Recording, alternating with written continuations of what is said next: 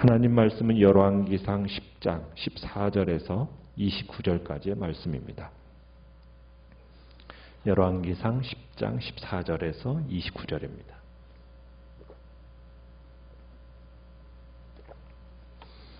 열왕기상 10장 14절입니다. 한 목소리로 읽습니다. 솔로몬의 새 입금의 묵계가 금 666달란트요.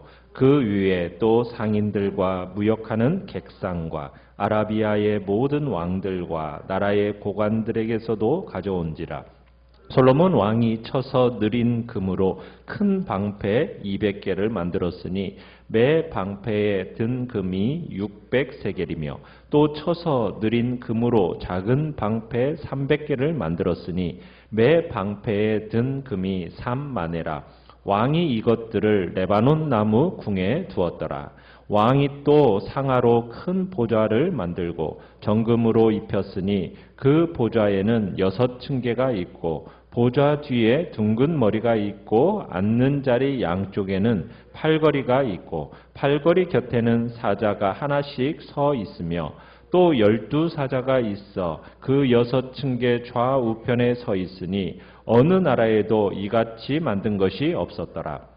솔로몬 왕이 마시는 그릇은 다 금이요 레바논 나무 궁의 그릇들도 다 정금이라. 은 기물이 없으니 솔로몬 시대에 은을 귀히 여기지 아니함은 왕이 바다에 다시스 배들을 두어 히람의 배와 함께 있게 하고 그 다시스 배로 3년에 한 번씩 금과 은과 상아와 원숭이와 공작을 실어 왔음이더라. 솔로몬 왕의 재산과 지혜가 세상의 그 어느 왕보다 큰지라.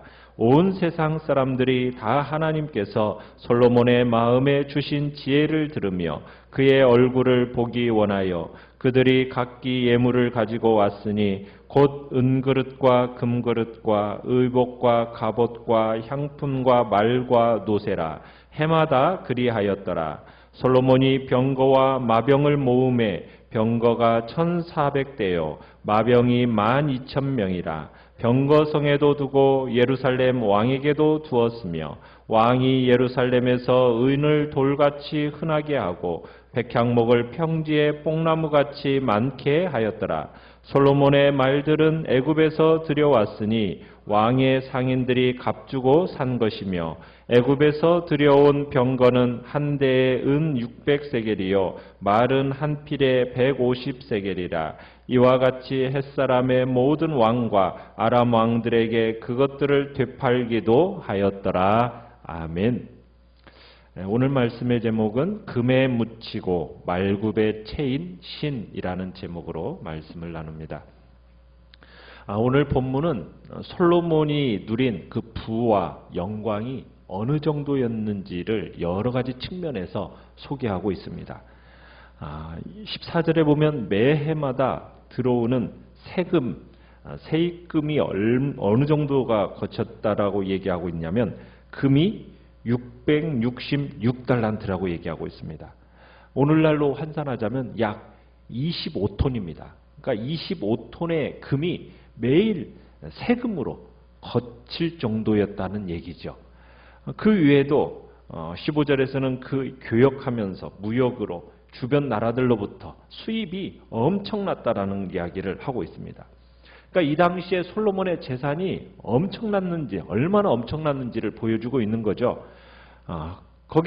이 모든 것들은 어떻게 보면 하나님이 솔로몬에게 약속하신 축복의 성취이기도 합니다. 자, 그런데 우리가 안타까운 것은 뭐냐면 이런 솔로몬의 부흥이 자꾸 외적인 사치, 화려함으로 빠지게 되었다라는 겁니다.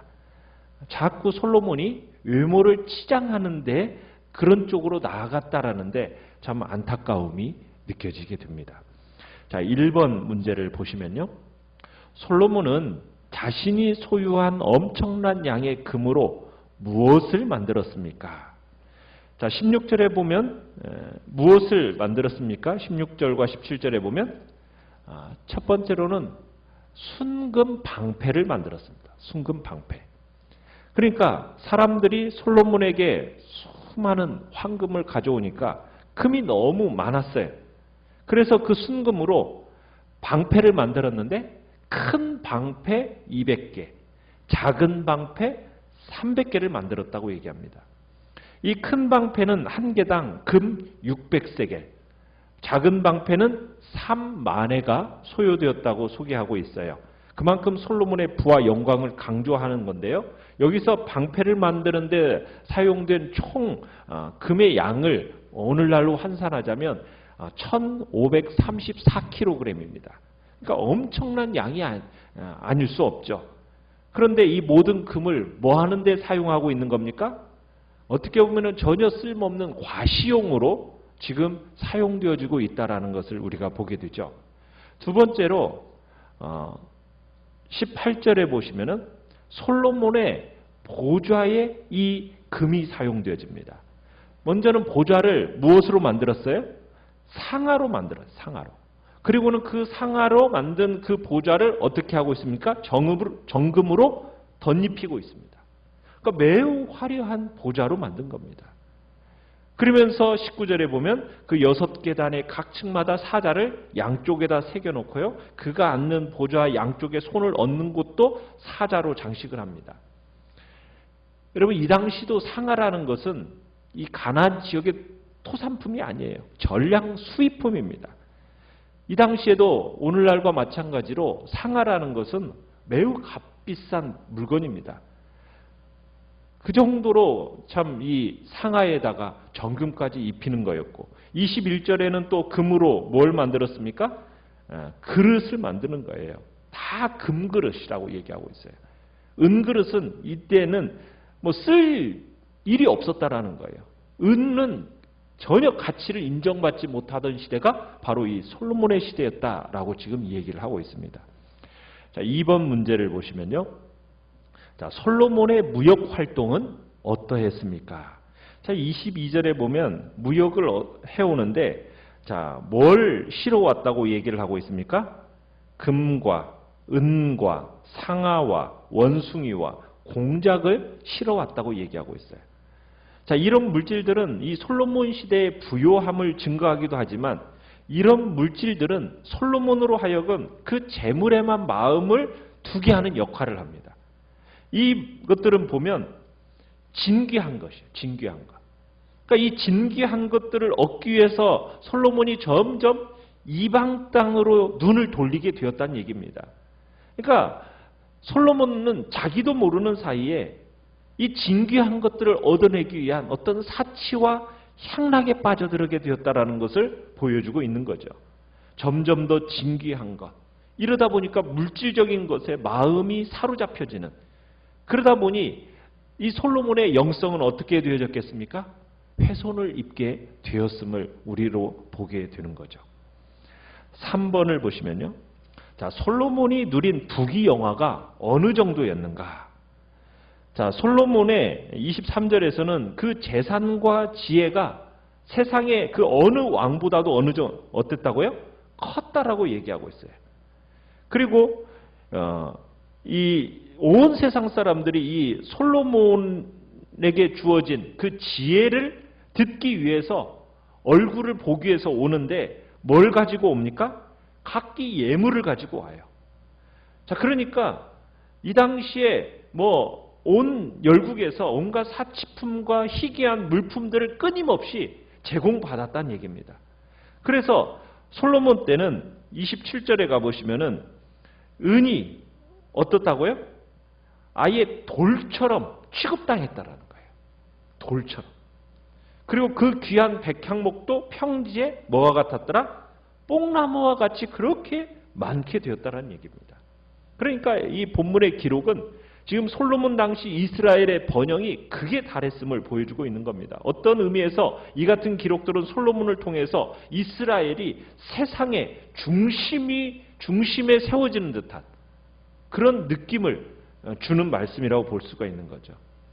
참 이런 내용을 볼 때 여러분 참 희망적이고 놀라운 번영이 아닐 수가 없지 않습니까?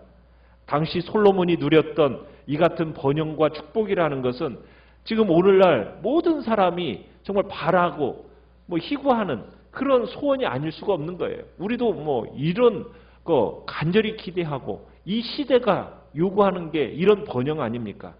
원하는 모든 것을 손에 쥘 수 있고 주변 모든 사람들로부터 찬사와 존경을 받고 자기의 이름을 드높이는 것, 이런 것처럼 기쁘고 행복한 일이 어디가 있겠어요? 그러나 이 모든 유형적이고 현실적인 축복이 영적인 축복을 보장해 주지는 못한다는 얘기입니다. 도리어 이런 번영과 성공의 역사가 영적인 측면에서는 어떻습니까? 교만과 타락의 기회가 될 수 있다는 거예요. 그러니까 솔로몬은 이런 놀라운 번영과 부요함 속에서 오히려 하나님의 율법이 금하고 있는 행동을 서슴지 않고 행동하고 있는, 하나님을 거스르는 잘못을 저지르고 있음을 우리로 하여금 보여주고 있는 겁니다. 하나님은 신명기 17장 17절에서 재물의 욕심에 대해서 일찍이 경고하셨어요. 17장 17절에서 신명기 왕된 자는 아내를 많이 두지 말라고 그랬어요. 마음이 미혹하게 될 거라고. 그리고 은금을 자기를 위해서 많이 쌓지 말라고 이야기를 했습니다. 그러니까 하나님의 축복으로 어떻게 보면 많은 재물이 모이는 것은 어떻게 보면 제왕 자신의 부귀 영화를 위함이 아니었어요. 하나님은 솔로몬을 비롯한 왕들이 백성들과 그 복을 나누는 축복의 통로가 되기를 원하셨던 거죠. 그래서 항상 구약의 율법의 말씀을 보면 고아와 과부와 나그네와 약한 자들을 돌보는 것을 누누이 강조했습니다. 그런데 솔로몬의 통치를 보면 많은 재물을 모았다는 이야기만 있지 가난하고 약한 백성들에게 나누는 정책을 했다? 그런 이야기가 없어요. 훗날 솔로몬의 이 자기중심적인 재산 축적, 세금 정책, 이것이 오랜 세월이 지속되면서 백성들의 마음에 원망과 고통을 불러일으킵니다. 그래서 그의 아들 르호보암 때에 이 솔로몬의 이 정책으로 말미암아 큰 비극이 일어나게 되고, 그리고 백성들을 폭발시키는, 그 마음들을 폭발시키는 그런 일을 저지르게 된 거죠. 자, 4번을 보시면은, 자, 금뿐만이 아니에요. 병거와 말을 많이 모으는 솔로몬의 모습에서 우리가 또 무엇을 느낍니까? 자, 지금 26절에 보면은 솔로몬이 병거와 마병을 어떻게 했다고요? 모았다고 얘기하고 있어요. 그래서 29절에 가보면 애굽에서 말들을 사들여 왔다고 얘기하고 있어요. 그러면서 병거대와 마병대를 조직을 하는 겁니다. 그래서 솔로몬의 병거는 1,400대, 또 마병은 1만 2천이나 됐다고 얘기하고 있어요. 이런 군사력이 그냥 생긴 게 아닙니다. 솔로몬이 의도적으로 모았다, 이렇게 표현하고 있어요. 의도적으로 모았다. 왜냐하면 이 당시에 가장 강력한 무기는 뭐냐? 바로 이 병거대와 마병대거든요. 그러니까 솔로몬의 입장에서는 강한 국방을 위해서 이것을 계획했던 거예요. 아주 비싼 병거와 말들을 애굽에서부터 사들여 왔습니다. 병거 한 대당 얼마였다고 얘기를 하고 있습니까? 은 600세겔을 지불했고 말 한 필당 150세겔을 지불했다고 얘기하고 있어요. 그러니까 애굽에서 수입한 말과 병거를 또한 가나안 지역의 이 햇사람의 모든 왕과 아람 왕들에게 어떻게 하는 역할도 했어요? 되파는 일도 했어요. 그러면서 막대한 경제적인 이익을 도모했습니다. 그러니까 쉽게 말해서 뭐냐면 무기장사를 했다는 얘기예요. 무기장사를. 솔로몬이 그런 일을 했다는 거예요. 역대하 9장 28절에 가보면 역대기 기록에서는 애굽에서만 말을 수입한 게 아니라 각국에서 말을 수입했다, 이렇게 이야기하고 있어요. 좋은 말을 구하기 위해서, 돈을 많이 벌기 위해서라면 어디서든지 말을 수입했다라는 것이 지금 솔로몬의 이야기예요. 그러니까 국방이라는 것, 그 당시에 장사라는 이 두 마리 토끼를 한꺼번에 잡는 어떤 절묘한 경영술이 지금 솔로몬을 통해서 나타났던 얘기입니다. 그런데 여러분, 솔로몬의 이 같은 행위는 하나님이 뭐 하신 거예요? 금지하신 일이라. 금지하신 일. 신명기 17장 16절에서 뭐라고 얘기했습니까? 왕된 자는 말을 많이 두지 말 것이요, 말을 많이 얻으려고 그 백성을 애굽으로 돌아가게 말 것이니 이는 여호와께서 너희에게 이르시기를 너희가 이후에는 그 길로 다시 돌아가지 말 것이라 하셨음이며. 그러니까 하나님께서는 이스라엘 백성들에게 마병을 두지 말라고 하셨어요. 많이 두지 말라는 거예요. 왜? 마병을 믿고 하나님을 믿지 않을 것이기 때문이에요.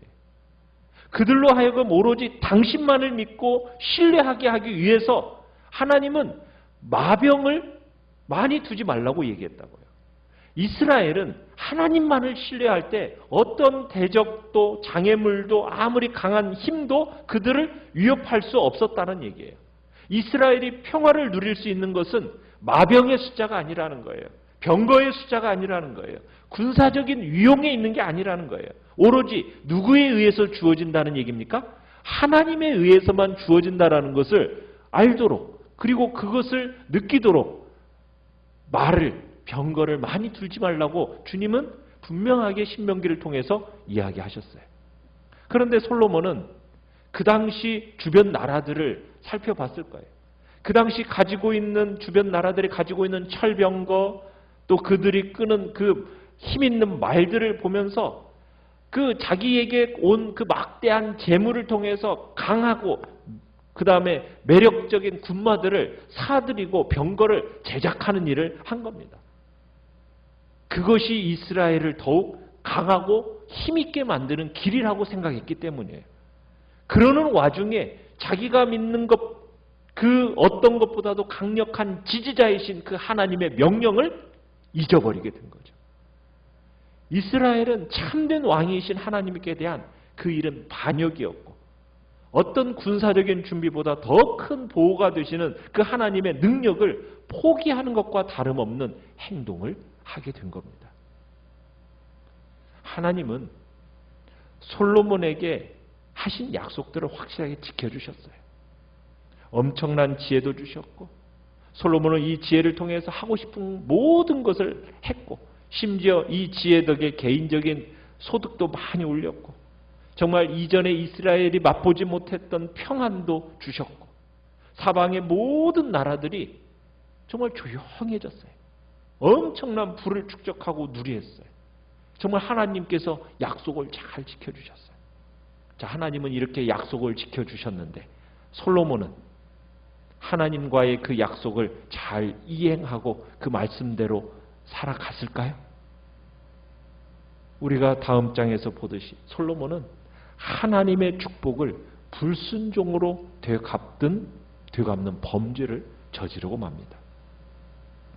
그래서 우리는 이 모든 성공 속에 파멸로 이끄는 가시가 도사리고 있다는 것을 항상 기억해야 됩니다. 사람의 욕심에는 끝이 없어요. 솔로몬은 하나님이 주신 것에 만족하지 못하고 점점 세상의 영화에 마음이 다 빼앗겨가게 된 겁니다. 하나님께서 그토록 강조하셨던 하나님만 바라보고 하나님만 의지하는 그 마음에서 점점 벗어나게 된 거예요. 하나님을 순종하는 마음에서 벗어나게 된 거예요. 축복에 취해가지고 축복을 주신 자를 서서히 잊어버려 간 겁니다. 겉으로 보기에는 부귀영화가 최고조에 다다른 것처럼 보여지지만 이것은 하나님 나라의 부흥의 본질이 아니었던 거죠. 이런 것들은 덤으로 주어지는 거죠. 그런데 사람들은 참 얼마나 어리석은지 몰라요. 본질을 포기하고 본질이 아닌 것들을 붙잡고 만족하는 그런 인간의 모습.